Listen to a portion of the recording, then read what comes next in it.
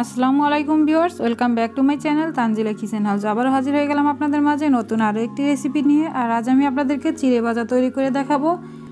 আমরা সন্ধ্যাবেলা অনেক সময় পরিবারের জন্য অনেক রকমের নাস্তা তৈরি করে থাকি। তো অল্প সময়ে যদি কোনো ঝামেলা ছাড়া কোনো নাস্তা তৈরি করতে চান তাহলে ট্রাই করতে পারেন এরকম চিড়ে ভাজা। আমার বিশ্বাস একবার যদি আপনার পরিবারকে তৈরি করে খাওয়ান, বারবার আপনার কাছে রিকোয়েস্ট আসবে এই চিড়ে ভাজাটা তৈরি করার জন্য।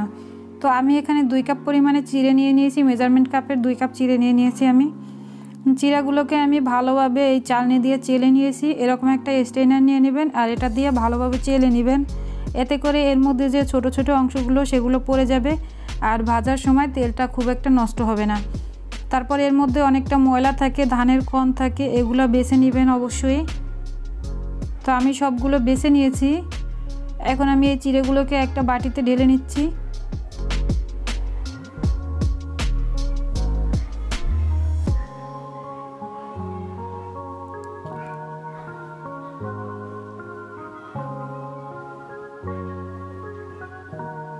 এখন আমি এখানে 1 চা চামচ পরিমাণে লবণ, আমি এখানে 3 টেবিল চামচ পানির মধ্যে গুলিয়ে নিয়েছি। আর এগুলোকে আমি এখন এই চিড়ের সাথে অল্প অল্প করে দিয়ে মিক্স করে নেব। আমি এখন পানিটাকে একটু একটু করে দিয়ে দিচ্ছি। এরকম অল্প অল্প করে দিতে হবে আর মিক্স করতে হবে। এটাকে কিন্তু দিয়ে রেখে দেওয়া যাবে না, এটাকে মিক্স করে নিতে হবে ভালোভাবে।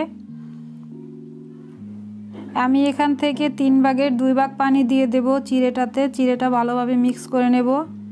আপনারা যদি চিড়ের পরিমাণটা কমিয়ে এবং বাড়িয়ে নেন সেক্ষেত্রে মশলার পরিমাণটাও কিন্তু কমে যাবে অথবা বেড়ে যাবে।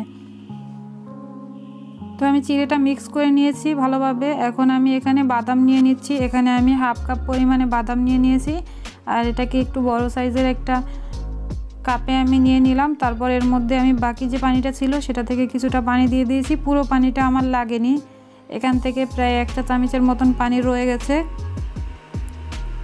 এখন আমি বাদামের সাথেও পানিটাকে মিক্স করে নিচ্ছি, এভাবে একটু টস করে নিচ্ছি আমি।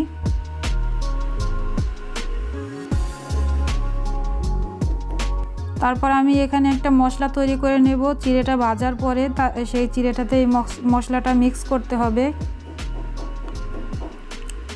এখানে আমি নিয়ে নিয়েছি মরিচের গুঁড়া 1/2 চা চামচ পরিমাণে, বিট লবণ নিয়ে নিয়েছি আমি এখানে 1 চা চামচ পরিমাণে, আর চাট মশলা নিয়ে নিয়েছি আমি এখানে 1/2 চা চামচ পরিমাণে। তবে আমি যেই পরিমাণে মশলা এখানে মিক্স করছি এই মশলাটা আপনারা 1 কেজি পরিমাণের চিড়ের সাথে মিক্স করতে পারবেন।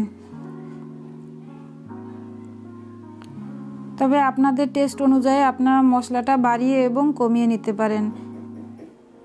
একবারে মশলাটা ঢেলে দিবেন না, অল্প অল্প করে মশলাটা দিবেন, তাহলে মিক্স করার পরে আপনারা বুঝতে পারবেন যে আপনাদের কতটুকু মশলা দরকার।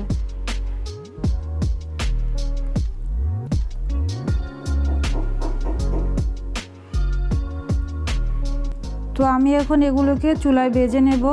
আমি চুলায় একটা ফ্রাই প্যানে পর্যাপ্ত পরিমাণে তেল দিয়ে দিয়েছি। তারপর এরকম একটা স্টিলের স্ট্রেনারের ভিতরে আমি কিছুটা চিড়ে নিয়ে তারপরে এরকম করে ভেজে নিচ্ছি।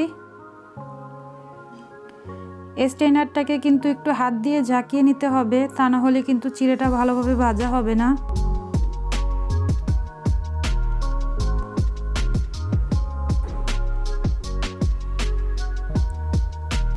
এভাবে করে আমি সবগুলো চিড়ে ভেজে নেব। ভেজে নেওয়া হয়ে গেলে একটা টিস্যু পেপারের উপরে আমি এই চিড়েগুলোকে উঠিয়ে নেব।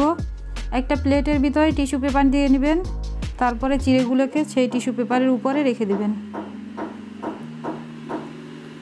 তারপর এরকম করে আমি সবগুলো চিড়ে ভেজে নিয়েছি। এখন আমি বাদামগুলোকে ভেজে নেব। দেখতে পাচ্ছেন বাদামগুলো আমি কিন্তু দিয়ে দিয়েছি স্ট্রেনারের ভিতরে। যেহেতু বাদামগুলো আমি একটু লবণ পানি মিক্স করেছিলাম তাই কিন্তু এটা দেওয়ার পরে একটু তেলটা ফুলে উঠেছিল। তারপরে আবার 4-5 সেকেন্ডের ভিতরেই এটা ঠিক হয়ে যাবে, ভয় পাওয়ার কিছু নেই। আমি এখন এই বাদামগুলোকে তেলের ভিতরে নেড়ে চেড়ে ভেজে নিচ্ছি। আর দেখতেই পাচ্ছেন বাদামগুলো কিন্তু ফেটে গেছে। তো বুঝতে হবে যখন ফেটে যাবে বাদামগুলো তখন বুঝতে হবে যে এটা ভাজা হয়ে গেছে এবং এর কালারটাও কিন্তু চেঞ্জ হয়ে এসেছে। তো এখন আমি বাদামটাকে চুলা থেকে নামিয়ে নিয়েছি। মাত্র কয়েক সেকেন্ড লাগবে চিড়াগুলো তেলে দেওয়ার পরে ভাজার জন্য বেশি সময় কিন্তু আপনারা রাখতে যাবেন না।